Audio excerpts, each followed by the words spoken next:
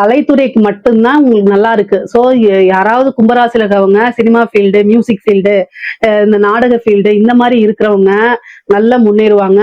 அதே மாரி திடீர்னு ஒரு ராஜயோக அமைப்பு இருக்கு. சின்ன ஒரு விஷயம் அதாவது ஓவர் நைட்ல ஒபாமா, அதே மாரி படு வைரல் ஆகுதுல்ல, இந்த மாரி விஷயங்கள்லாம் உங்களுக்கு நடந்துரும். அது மூலியமா நெறைய வாய்ப்புகள் வரும். காசு, பணம் பார்க்க முடியும். ஆனா உங்கள பொறுத்தவரைக்கும் டெவலப்மெண்ட் தான். அது பாசிட்டிவாவோ, நெகட்டிவாவோ திடீர்னு உங்கள ஒரு வில்லன் ரோலுக்கு கெட்ட அரக்கி மாரி நடிக்கிறது கூட கூப்பிடுவாங்க.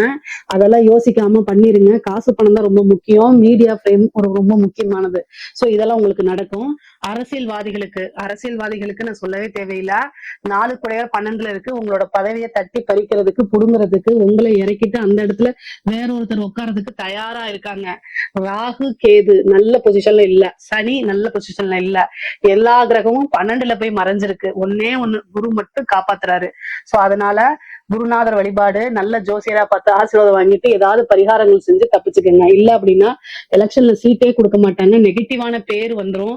அதனால ரொம்ப பாதுகாப்பா இருங்க. ஏற்கனவே செஞ்ச தப்புக்கெல்லாம் இடி ரைடு வர்றது, பெனால்டி கட்டுறது, ஜெயிலுக்கு போறது இதெல்லாம் நடக்கும். சோ அதனால கவனமாக இல்ல அப்படின்னா பிரச்சனைகளை கையாளுற மாதிரி வரும். ரொம்ப ரொம்ப கவனமாக இருங்க. பொதுவாவே கும்ப ராசிக்கு இந்த மாதம் கொஞ்சம் சுமாராதான் இருக்குது.